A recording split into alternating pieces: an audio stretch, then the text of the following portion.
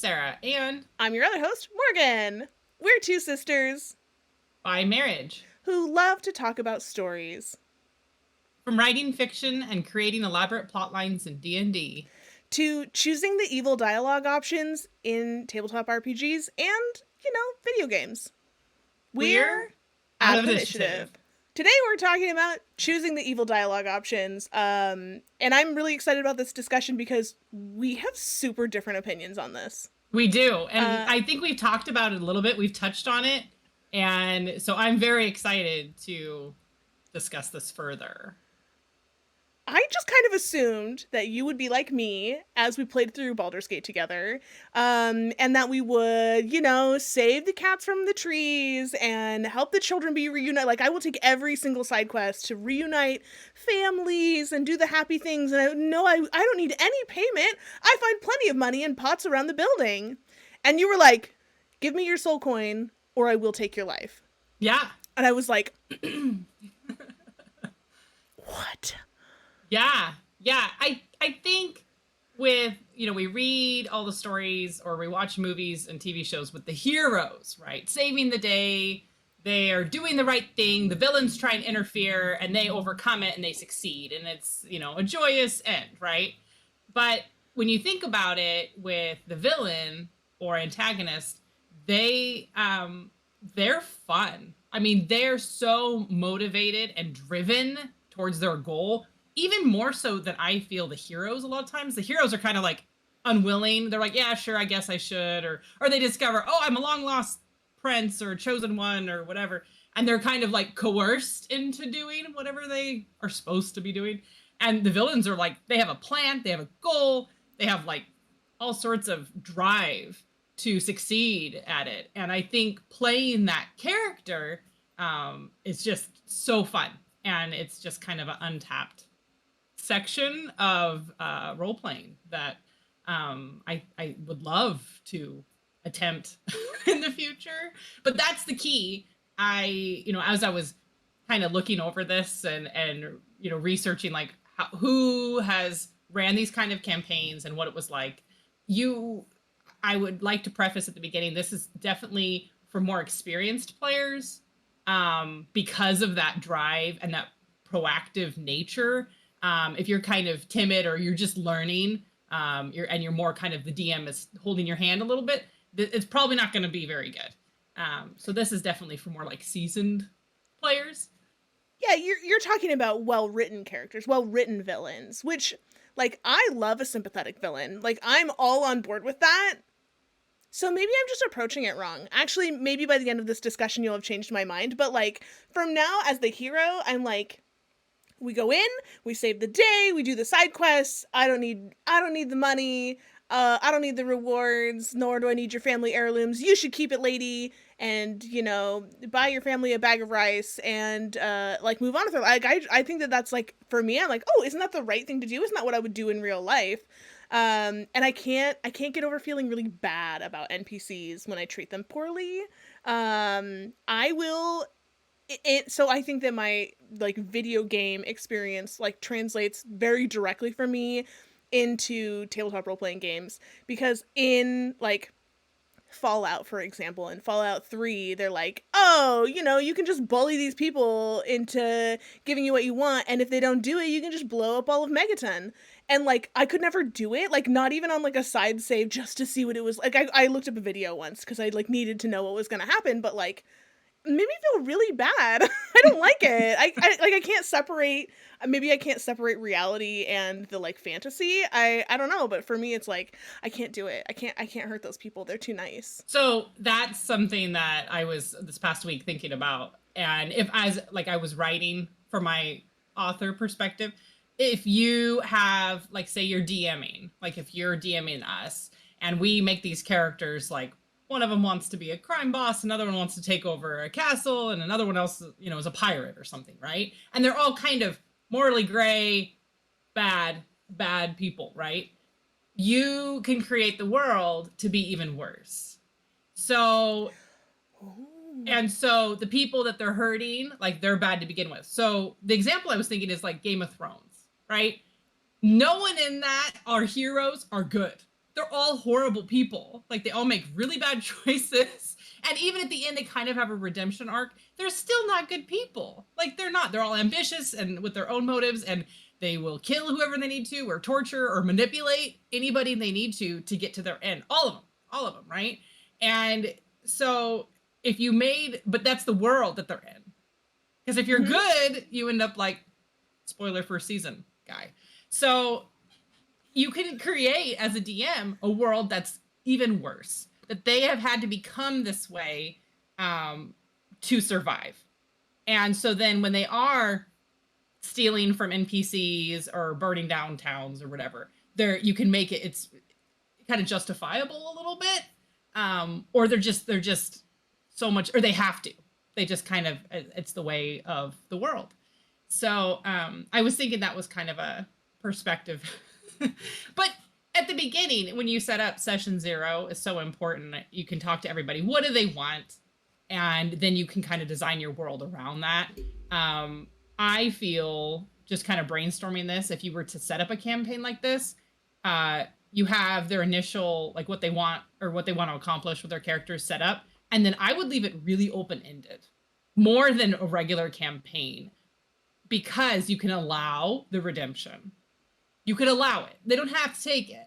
And so, like, you could introduce like an NPC, like a paladin or something, right? And he's going to help them break into the castle because his sister's locked up or something, right? So he's kind of an accomplice for a while, and then they can decide whether they want to kill him or let him go or whatever. But, like, he's going to hang around with the group for a while, maybe rub off on them. So you never know if they kind of change their ways. So I think there's just so much there for storytelling. I'm kind of stuck on, from a DM's perspective, like, that's a lot of super motivated people with really big dreams, which is so cool. And how do they stay together as a group? Like, how do we keep them? Because, like, I want to become a crime boss, and she wants to run the biggest MLM on this side of Faerun. Like, cool, great, love that you guys have this plan. Why the heck are you traveling together? And, like, how do you adventure hook them from place to place? Like, is it only, like, snowballing tragedy after tragedy? Are they only, like, going for the redemption? Or, you know, are there coffers that could be stolen from? And that's what they're like, well, I need to fund my operation, so time to go to the next place. I think I struggle with, like, so I'll say that I wouldn't be able to run one of these campaigns, but I am super interested in the concept of it. And I think, caveat, of course, which you mentioned, is you would need to, in session 0, say, we're doing something slightly different. This is the tone. You know, what are you guys comfortable with? Have that sort of consent session 0. And on the flip side, as a DM, I know that, like, we've had a DM who did this, who said, like, oh, I'd love to see the characters you come up with. If you're going to play a rogue, I'm not interested in evil campaigns. Like, he's kind of old school, so, like, I think that he kind of, like, had that association really tightly in his mind. But, like, I think that it's fair to say, you guys, do whatever you want, but I'm not excited about evil things. So if you're gonna be the necromancy wizard, I need you to have a reason why you stick with this party that kind of does good, maybe. Yeah, I think, again, having more experienced players, setting the tone at the beginning. Is this going to be like a serious tone? Or is it going to be serious? Or is it going to be kind of like cartoon villains? You know what I mean? And, like, I'm the serious. Acme, like, yeah, anvils from the sky. They sit on, you know, a throne of skulls, and they're like Maleficent, you know, with their crows. And, you know, do you make it kind of cartoony and kind of more funny and silly? But yeah, from the beginning, you know, have boundaries, respect those boundaries. It's known, shared. But as a DM, I think it would be more of a challenge, just because your characters are going to be making a lot more bold, ambitious decisions. Let's break into that castle now. And where adventurers, I think, they kind of like, oh, let's check the bounty board. Or they pretend to make plans, but they don't make plans. Exactly. They don't make plans. And I think that's interesting because from a roleplay perspective, they're more motivated. Like, it would be easier to roleplay that character if you can, like, stomach it. Because you're like, I know what I need to do next. I know what this character wants. But yeah, having more kind of evil aligned characters, why would they not just turn on each other? Because you don't often see villains, like, teaming up. I mean, they do temporarily, right, but then someone always betrays them, right? So having a focused goal that all of them work together. I was reading some article and they were talking about there is a evil wizard that they're trying to defeat, and all 5 of them or 4 of them of the party are bound together, and if anyone turns on anyone else, their head explodes. Whoa, that's It's so dramatic. yeah. Okay. So there you go. There's your boundary. Like, you have to work together until you defeat this evil wizard. So, like, stuff like that. You can, but I think having just any sort of relationships in there, and I think not everyone, they don't have to be like totally evil. You know, that's the other thing. It could be like a spectrum, right? Like, they're a pirate that has pillaged a bunch of villages, and they're just, that's how they are. They steal stuff all the time. So, or the necromantic wizard, but I think that would be fun making him cartoonish. Like, what if he just wants a skeleton army? What if he can't make real friends, so he has skeleton friends? You know? Well, like, I think about, like, in our group, in our plushies game, the druid having his, like, companion skeleton. It was like a, did you guys kill that guy and use his body, or I can't remember what led to, I think it was an enemy. No, I remember what it was. It was the bones inside a corpse flower. So he was like recycling. Yeah.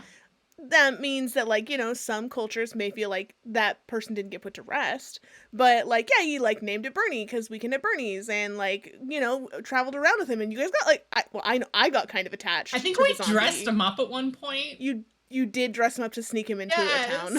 It was amazing. See, so, like, yeah, you can make it cartoony and lighthearted and stuff, but I do enjoy that. Yeah, I love a cartoon villain. Yeah. So Bernie. I think if you're trying to play this kind of character, think of like unlikable protagonists, and maybe that's kind of your gauge, like Peaky Blinders or Breaking Bad, you know, where they're like put in a position doing bad stuff to survive, or for, you know, but they're still kind of likable. They're not just like a horrible person. They're just doing illegal things or whatever. So I think that would help kind of with cohesion a little bit. But I think as a DM, you're gonna have these characters are way more motivated to and will make bold choices. So obviously you need to make like your royalty or military figureheads or whatever very well guarded.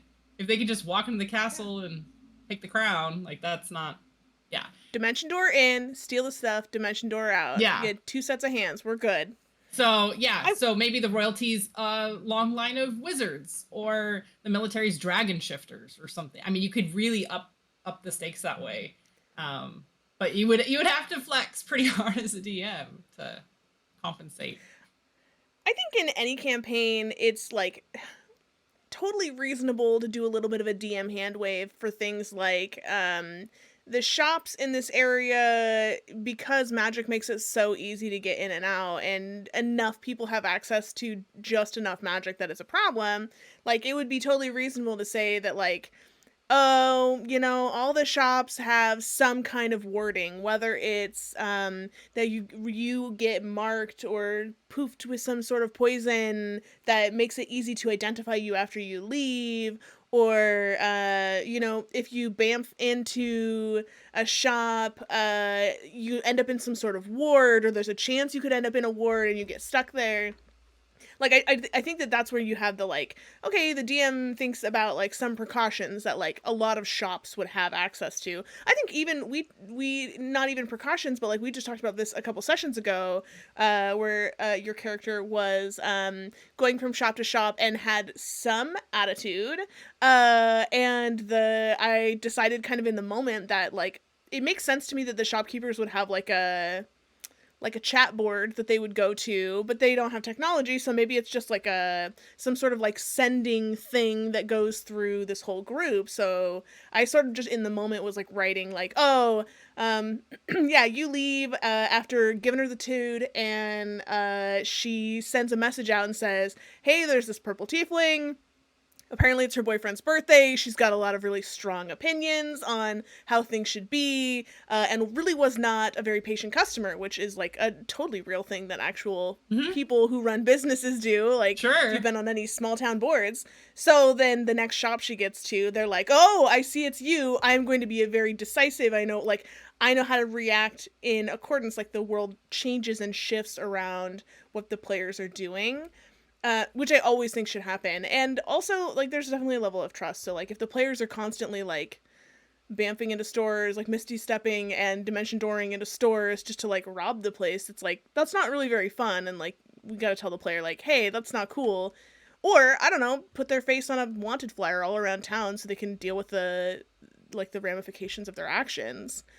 But I also don't run an evil campaign. So would you change? Would it be like easier to steal? Maybe that's kind of fun. Maybe the DM's in on it, and you're saying like, "Oh yeah, these shopkeepers are poorly warded. You can tell who these shops are barely making it by, and they don't have the magical protections. Are you still gonna break in? Like, what's your code of conduct?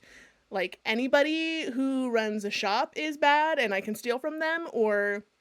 Are you only focused on the people who are doing really well? Like, is this sort of a Robin Hood moment where you're like, they're doing great. The Home Depot of Fantasyland isn't going to notice if a couple of hammers go missing versus, this little mom and pop shop that, like, they only had one on the shelf in the first place. Yeah, yeah. Or they're, like, gluten intolerant and they hate bakeries. They just burn down every bakery when they come to town. Oh my God, that would be amazing. I mean, I think, yeah, you'd have to figure that out. But the key is, at least I think, if you're a character and you're breaking into the store, there's the risk that you're going to get caught and arrested, right? And there's guards. Like, that's normal medieval D&D stuff. But if you're, like, level 8, guards are what?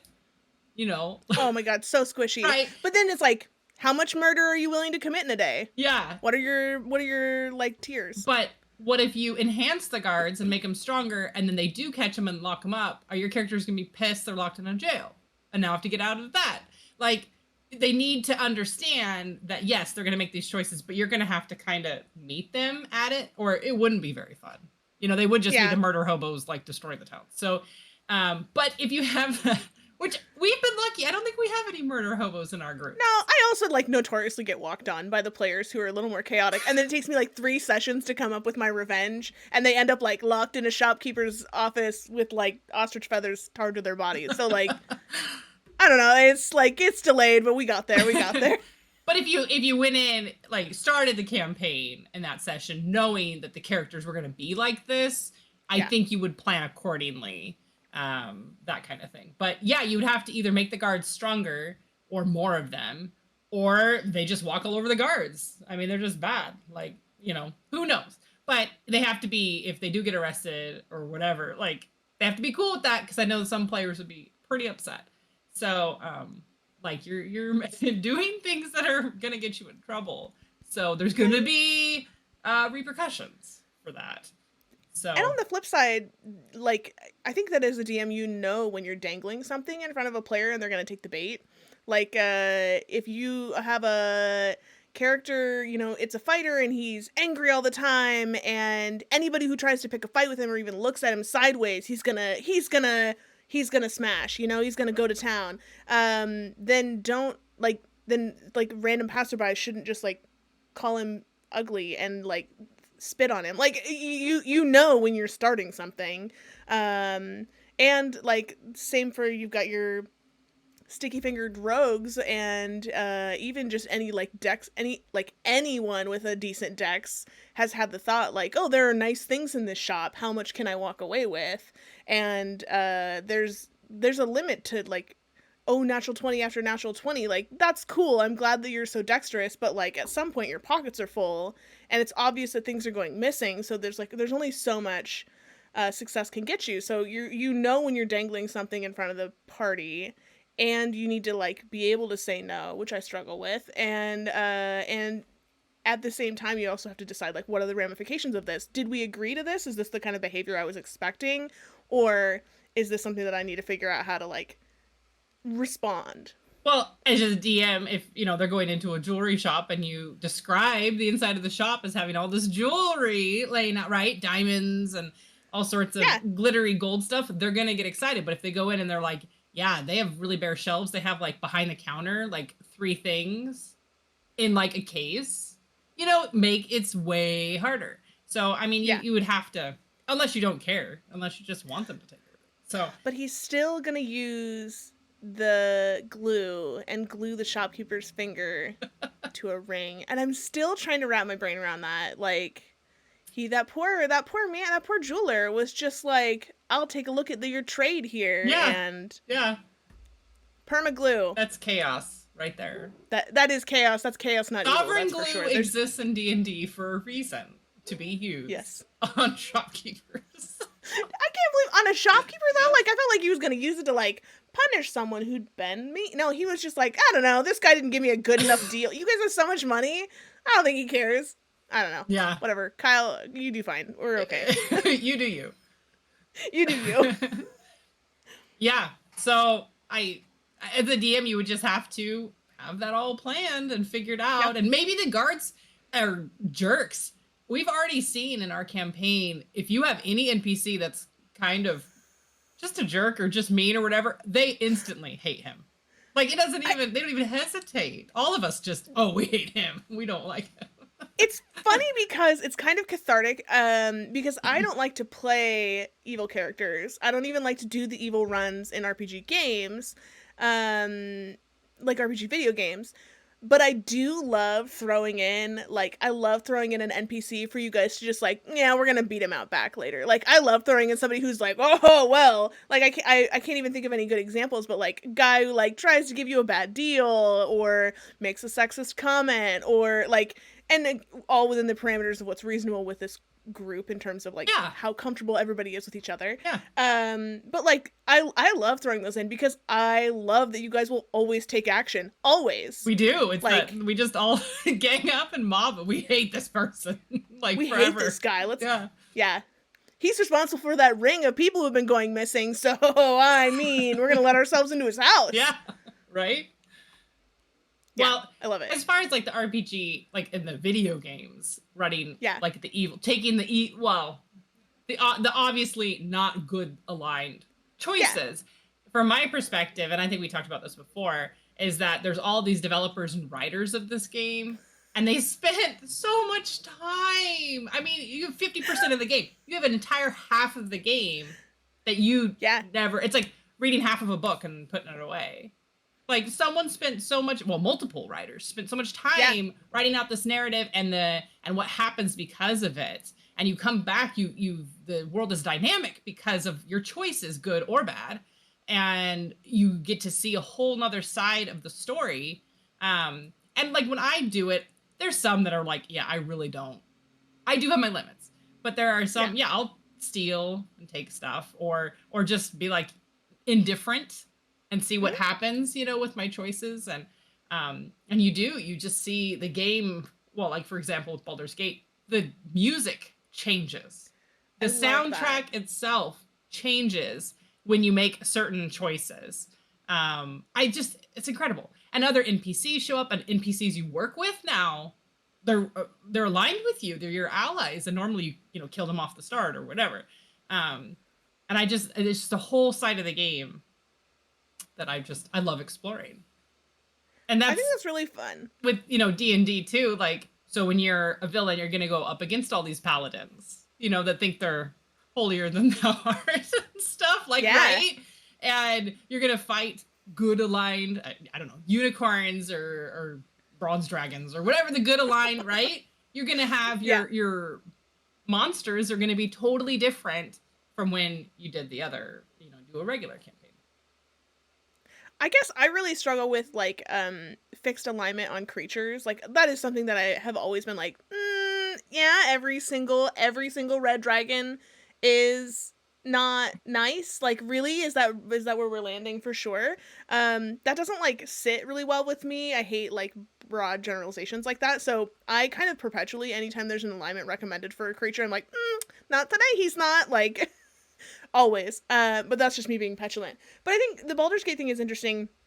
First of all, Larian Studios is great, and I really liked Divinity too. I felt like our choices really had an impact. Like, if you got to this NPC before he went crazy and told him that his daughter was okay, he would give you the ring and he wouldn't kill a bunch of people. Like, it was cool to see how you like interacted with the world and impacted it. And I think Fala is always my example because 3, New Vegas, and 4, in particular, I felt like I played through a whole bunch of times because there were so many different ways to interact with the world.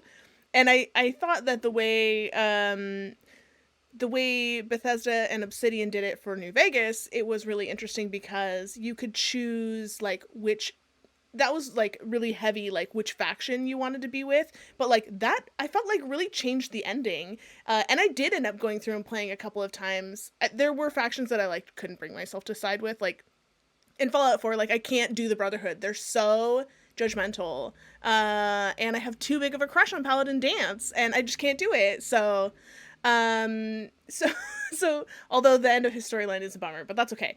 But like New Vegas, you can choose to like you go the yes man route, and it's like we're just gonna do what we want, we take over, or you go and you like help the survivors, and like we're gonna rebuild a better civilization post-war. And like I always thought that was really interesting. But you do make a compelling point about all the writing and effort that's done, when we've got all these like like all these other angles that you could take the story through, and like I think that's the only justification I can use for choosing like different dialogue options. But at the end of the day, I still like I don't sleep as well, man.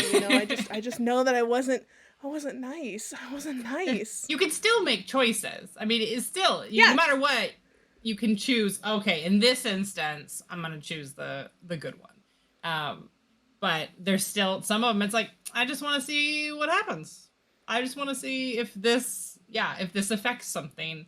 In another video game, Witcher Wild Hunt, there you get the quests, someone's turned into a werewolf and they're, killing everybody that comes out there, and you go out and find the werewolf and it's like a person. And you have to decide, do I take care of this? Do I feel bad for them? I mean, and it gives you choices to just, I think there was one, he just says, you need to leave. You just need to leave. Go, you're hurting. And the guy feels really bad about everything. He can't control himself. And another option, you could just kill him. So I love that you can choose which way you want to go. And I think, with Geralt, he can be pretty morally gray. He's pretty self-driven. He's pretty self-driven. Yeah. So, but he has limits. And I think that's what you could do with your character too, is, like I was reading an article, they were saying, make him like Lawful Evil. Like they have rules. They have rules. Like Supernatural, like Sam and Dean. It was Jewel State, the guest on that episode. It was really, really early in the show, and she was dating a friend. She was a friend of Sam's, maybe. I can't remember. It's been a long time. It was like season 1. But she and Sam were connected somehow, and she was a monster, and she like would change. And she was just like, no, I control it. Like here's how I'm handling it. And I think Dean goes back and kills her. Yes. And yeah, and because he was like, no, this is the code, we fight monsters. And like I think that's a really interesting way to approach an evil quote unquote character, because a character who feels justified and righteous in what they're doing, like who has a code of conduct, I think is so interesting, because like there were times when I really, really disliked those guys. Like they went in and they made some choices that were like, disagree, sir, but like if you're not going to follow your code, then when are you, like Dexter, like if you're not going to follow your code, Dexter's a great example. I actually wrote that down. Yeah. That's a great example. Oh yeah. Yeah. He's such a good example, because like, I'm going to write my new character for D&D and it's a murderer. And you're like, oh yeah, you're going to play an evil. Well, they're lawful and they believe in punishing. Well, I mean, he had like some other stuff happening, but like believes in punishing people. And like, that's so interesting. And that's also like big paladin energy. That's it like, really is. That's some Oath of Conquest shit there. Like, okay, you've got something to work out. And I hope you have therapy other than D&D going on here. But yeah, Dexter, when the justice system fails, he steps in. I mean, that's paladin. That's a lot of paladin. Yes. But he's still, at the end of the day, a serial killer. Like, he's by a serial killer. Normal everyday standards, that's an evil person. So that's a bad guy. It's a bad guy. But he's not a bad guy. He's not a bad guy. So I think, and to keep your party together, if they were all kind of that alignment, like at least the lawful, where they had limits. Yes, they're ambitious. Yes, they're driven, but like they won't kick a dog or something. Right. What was the other one? Speaking of dogs, the one with Keanu Reeves. He has like 4 of them, and he just like fights like the whole John Wick, right? Yeah. Not a good guy. Just kills people all the time. But then like dogs, like dogs to him, Yeah. right? He rescues them and loves them and takes care of them and all that. So I love yeah, it.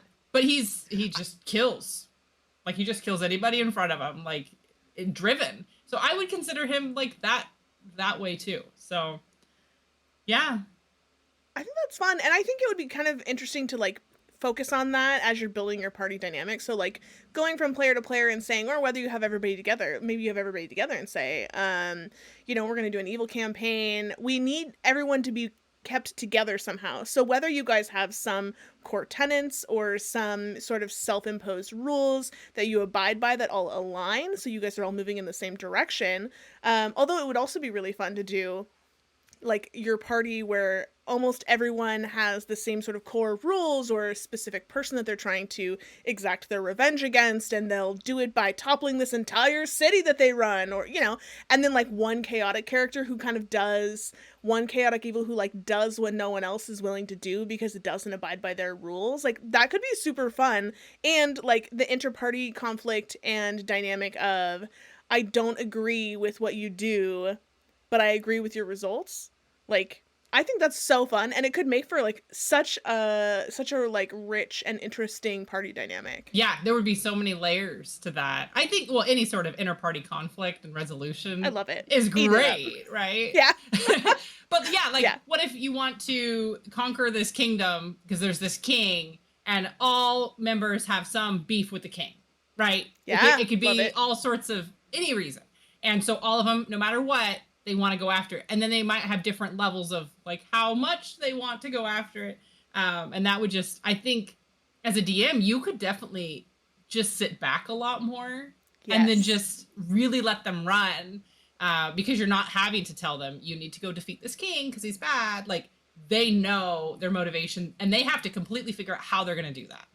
And so you would have to improv, like you'd have to improv a little more. You'd have to pivot more, but you wouldn't have to set up, go here, go here, go here, go here. Like it would be a lot more open-ended.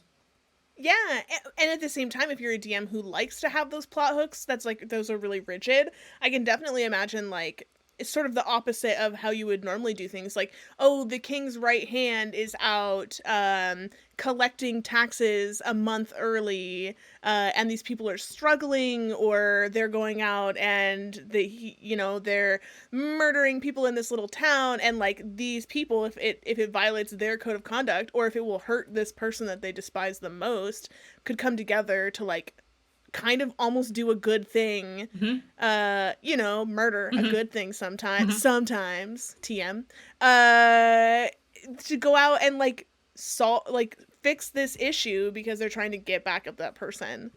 Yeah. That sounds so cool. Like I said in the beginning, I was like, oh, you're totally gonna make me come around on this. Like I am kind of coming around. I don't think long term I have the like energy to sustain an evil campaign. I don't even know that I could play in one more than a couple of like one-offs, but it would still be interesting to explore like how the party dynamics change. Yeah.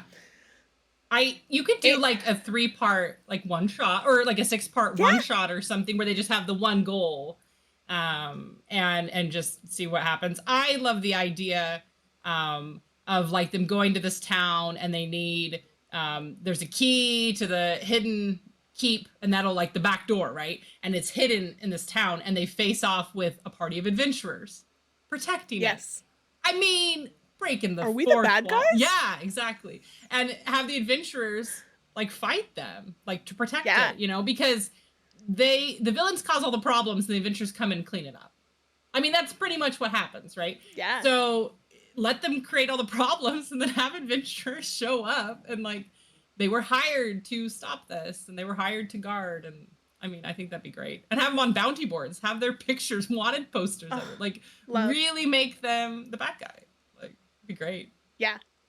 I also kind of love the idea of kind of sticking to my guns on it and like being the only like good, like maybe a chaotic good character, traveling with a group full of evil characters who's like, well, net positive on this one, so I'm gonna keep traveling with you guys, and like, well, okay, you killed a guy, but it saved a lot of people a lot of money, so maybe it's okay. And then like watching one character just slowly descend into like evil because of like the influence of the party, like I think that could be really fun too. Yeah. Yeah, like what if their siblings, one of the party members, that's just bad, and they're tagging along because it's their brother or sister, right? And they're hoping they can help them, and then they end up kind of turning dark too. I go everywhere my big sister goes. Exactly. Oh, my heart. I love that idea. I think just doing even like a chaotic neutral, Yeah. you know, too, where you're just real indifferent, you just don't care. That would be kind of like you don't care what they do, you just know what you want, and so I think that would be fun. I don't care what we do as long as somebody buys me beer at the end of the night. Yeah. Would be a really fun character build. A lot of interesting party makeup options here, like a lot of interesting compositions. Mhm. I think we're used to playing neutral, chaotic, and good. Yeah. Some assortment there. Not a lot of, I mean, I guess a little bit of lawfulness within our groups, but like it would be interesting to see, like, if you set the parameters, guys, we're playing 3 sessions arc of an evil campaign, do your worst. Mhm. Like, Mhm. but they have to be willing to travel with other people. They have to be willing to travel in this party. Yeah. Like, that's the only stipulation. Yeah, they have to have a tie. Go. Yeah. Just to see. But I think, yeah, I definitely recommend experienced DMs trying this, or experienced players trying this, just because, it's going to be a little bit more of a challenge. But yeah, I think it'd be fun to try. That sounds fun. If you're listening and you do try this, please tell us how it goes. We really want to know. We're deeply invested in how this goes for you. Yes. Or if you play video games and you always choose the dark side or the evil answer, why? And why? Yeah. Tell us about it. Why? And don't, but do maybe send me a TikTok compilation of choosing all the bad options, because like I don't want to know, but I also kind of do want to know. See, now you're curious. Now am I going dark? Am I the bad guy? I'm not the drama, am I? No. Am I? No. Am I? Oh no. Well, this has been really interesting. I have a lot of like I want to see where this goes. Like, are you gonna run an evil campaign? I could. There is a lot of resources out there. YouTube has tons of resources from DMs that like stream online, or just general DM guidance that talk about just like tips and advice on running it. I would love to. I'd love to do like a 3-part or 4-part one shot. Fun. Yeah, with evil characters. I think it'd be fun. I love it. Not to be the hero this time. The villain. Villains. I mean, villains plural. There's enough room up here for everybody. Heroes have all this responsibility, and villains can just do what they want. You make a very compelling case. I'm so glad we talked about this. But I know, me too. Comment below how you run your game, and if we need to try this. I feel like we need to try this. Shoot us a TikTok. Tell us what you think. Mm-hmm. And I want to know now. I'm into it. I'm into it. This has been a fun talk. This has been a great talk. I am not prepared to choose any evil dialogue options in any game ever. I will continue to play games the way I normally do, but I may consider playing a more ethically complicated, morally challenged character in a future D&D game, and or as the DM. I'm into it. That sounds fun. Awesome. Well, thanks for joining us. We have been out of initiative, but we're going to get back into it. So get out there, roll some dice, tell some stories with maybe some nefarious undertones, and we will see you next time. Bye! Bye! Did I actually hit record? Yeah. We're going. It's going. It's fine. Now's the time to double check. Yeah, red light. Yeah. Boy, come on, brain. Okay. Think of things. What did we do last time? What was romance. Was it romance? No. There's been one since romance. The one that just came out yesterday. I don't know what we were talking. Oh, be a good player. Yeah. Who love to talk about stories. From writing fiction to creating elaborate plot lines in D&D. Wait, how did we get off? How did I end up on the A? Oh, I have to say we're two sisters. Yeah. Got it. Let me try again. Yeah, Dexter I feel like is a great example because no, cut that. That sucks. It's totally unrelated to everything else. I'm sorry, Isaac. I'm sorry. Okay, great. Let's do it. Well, this has It's been unrelated. Thanks for listening to Out of Initiative, a podcast from Merely NPCs. For more from Sarah and Morgan, visit merelynpcs.com or follow them on Instagram @merelynpcs.